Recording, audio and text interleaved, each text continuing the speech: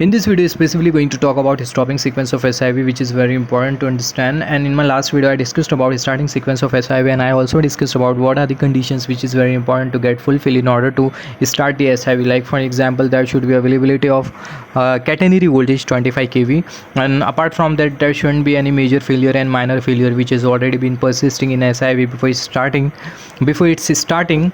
And apart from that, there should be availability of control 110 volt DC signal as well. So these are the few conditions which is very important in order to start the SIV.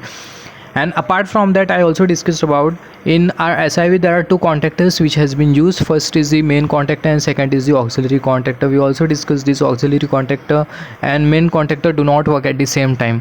Like when we provide input supply to SIV, then first auxiliary contactor starts to work, due to which converter output voltage start to get increase.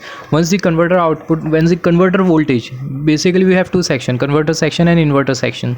So when the converter output voltage will goes more than 300 volt DC, then auxiliary contactor gets turn off and main contactor gets turn on, due to which DC link voltage will still keep on increasing. And once the DC link voltage, or can say converter output is connected with the DC link, converter output voltage increasing means DC link voltage is increasing.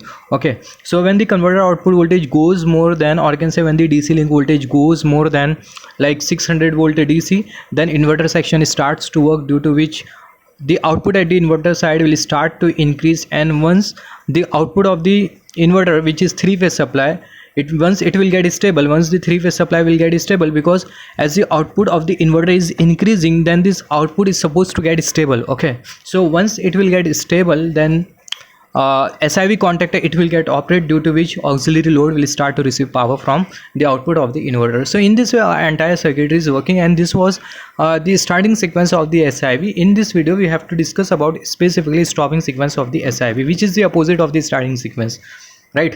तो ये वाली video में stopping sequence के बारे में बात करेंगे। तो SIV को बंद करने के क्या क्या मतलब सीक्वेंस होते हैं, क्या क्या कंडीशंस होती है। तो when catenary voltage is not supplied और when it will become zero, जब कैटेनरी वोल्टेज अवेलेबल नहीं होगा, कैटेनरी वोल्टेज जीरो हो जाएगा। So in such case SIV will get turn off, right. जब कैटेनरी वोल्टेज ही अवेलेबल नहीं होगा, तो ऐसे केस में जो AC इनपुट वोल्टेज होगा, वो क्या हो जाएगा, जीरो हो जाएगा, राइट। जब कैटेनरी वोल्टेज अगर हम लोग हटा देंगे तो AC इनपुट वोल्टेज क्या हो जाएगा, जीरो हो जाएगा। AC इनपुट वोल्टेज अगर जीरो हो जाएगा, राइट, AC इनपुट वोल्टेज अगर जीरो हो जाएगा, तो ऐसे केस में जो मेन कॉन्टैक्टर और जो ऑक्सिलरी कॉन्टैक्टर है वो क्या काम करेंगे, ऑब्वियसली वो काम नहीं करेंगे, राइट। तो जो इनपुट कॉन्टैक्टर है, इनपुट कॉन्टैक्टर मेन कॉन्टैक्टर में जो सिग्नल जो जा रहा था ऑन सिग्नल, वो क्या हो जाएगा, जीरो हो जाएगा, right. Just imagine the situation like it is like we can say it is hypothetical condition which we are discussing, because practically this condition might not arise. There are very less chances of this condition. Imagine train जो कि चल रही है हमारी, और अचानक से क्या हो जाता है कि कैटेनरी का जो वोल्टेज है वो क्या हो जाता है, जीरो हो जाता है। कैटेनरी का वोल्टेज अगर जीरो हो जाएगा, तो ऐसे केस में क्या हो जाएगा, AC इनपुट वोल्टेज जीरो हो जाएगा। AC इनपुट वोल्टेज जीरो हो जाएगा, तो हमारे पास दो कॉन्टैक्टर है, ऑक्सिलरी कॉन्टैक्टर है और मेन कॉन्टैक्टर है। दोनों में से पहला कौन सा कॉन्टैक्टर बन होगा, पहला जो है मेन कॉन्टैक्टर बन होगा, क्योंकि हमारा SIV रनिंग कंडीशन में, राइट। यहाँ पर अभी अगर हम लोग देखें, एक चीज़ हमें यहाँ पर पता होना चाहिए, जैसे कि इंजीनियरिंग में हम लोग पढ़ते हैं time response analysis of A system. हमें बेसिकली दो रिस्पॉन्सेस मिलते हैं। पहला जो रिस्पॉन्स होता है वो होता है basically transient response, and second response is the steady state response, right. तो हम लोग बोल सकते हैं हमारा जो ऑक्सिलरी जो कॉन्टैक्टर है वो ट्रांजिएंट रिस्पॉन्स में काम कर रहा होता है सर्किटरी की, और हमारा जो मेन जो कॉन्टैक्टर है वो बेसिकली स्टेडी स्टेट रिस्पॉन्स में काम कर रहा होता है, राइट। तो हमारा SIV चल रहा है, SIV is in the working condition, SIV is under operation, right. So means SIV हमारा स्टेडी स्टेट कंडीशन में, राइट। स्टेडी स्टेट कंडीशन में तो हमारा मेन कॉन्टैक्टर चल रहा होगा, तभी जब SIV हमारा स्टार्ट हो रहा होता है, उसका स्टार्टिंग प्रोसेस हो रहा होता है, तभी ऑक्सिलरी कॉन्टैक्टर काम में होता है।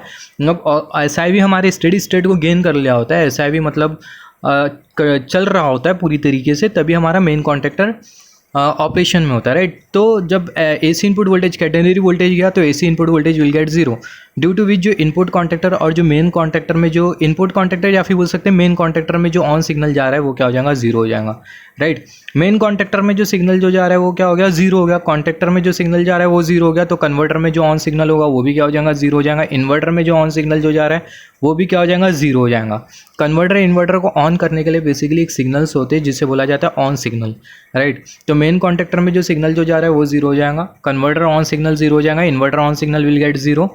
कन्वर्टर का ऑन सिग्नल अगर जीरो हुआ, कन्वर्टर जो इन्वर्टर है किसके साथ कनेक्टेड है, कन्वर्टर के साथ कनेक्टेड है।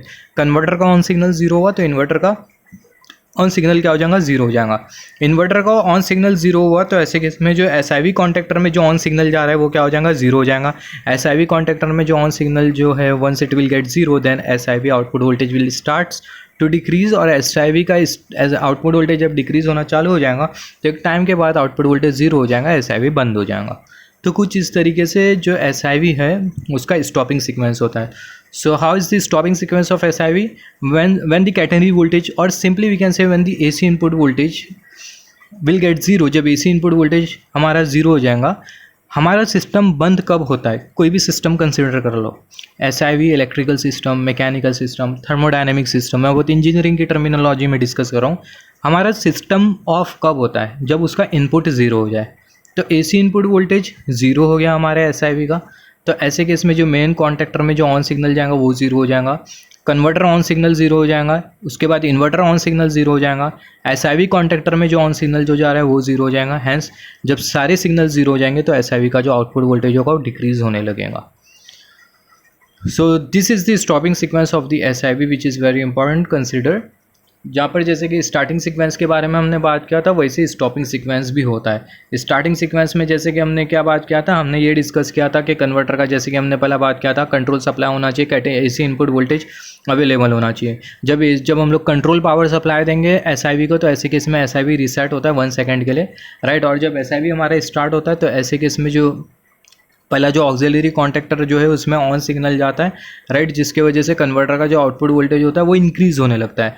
जब कन्वर्टर का आउटपुट वोल्टेज 300 वोल्ट डीसी को पार कर लेता है तो ऐसे केस में जो ऑक्सिलरी कॉन्टेक्टर है उसमें ऑफ सिग्नल जाता है और जो मेन कॉन्टेक्टर है उसमें ऑन सिग्नल जाता है, राइट। अभी हमारा जो मेन कॉन्टेक्टर है वो ऑन स्टेट में, क्योंकि उसमें ऑन सिग्नल गया और ऑक्सिलरी कॉन्टेक्टर में ऑफ सिग्नल गया है तो ऑक्सिलरी कॉन्टेक्टर ऑफ स्टेट में, राइट। तो अभी होता क्या है, जब हमारा मेन कॉन्टेक्टर ऑन हो जाता है तो ऐसे केस में फर्दर जो कन्वर्टर का जो आउटपुट वोल्टेज होता है वो इंक्रीज़ करने लगता है, राइट। यहाँ पर अगर हम लोग देखें कन्वर्टर का जो आउटपुट वोल्टेज होता है वो कंटिन्यूसली इंक्रीज़ करने लगता है, बट 300 वोल्ट डीसी के बाद होता क्या है, जो ऑक्सिलरी कॉन्टेक्टर है वो ऑफ हो जाता है और मेन कॉन्टेक्टर ऑन हो जाता है, राइट।